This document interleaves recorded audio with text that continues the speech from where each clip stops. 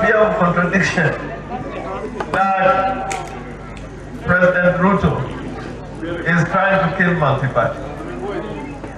President Ruto is trying to kill multi-party.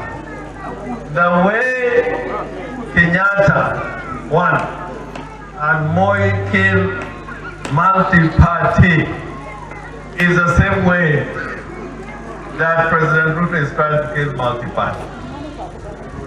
By buying members of parliament, buying members of county assemblies, buying governors to recruit them to do his work in UDA and in the Kenya Kwanza government, I can tell you that that is a strategy for killing multi-party. The other thing that is doing of killing our constitutional order is by delaying remittances to the counties. The counties are not getting their money in time.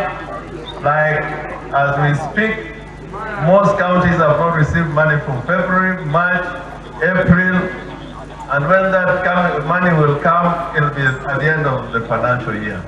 That is how Kenyatta killed regionalism, Majimbo. Haya, ripoti cio cia kindu kiukaine ta Miihuro wa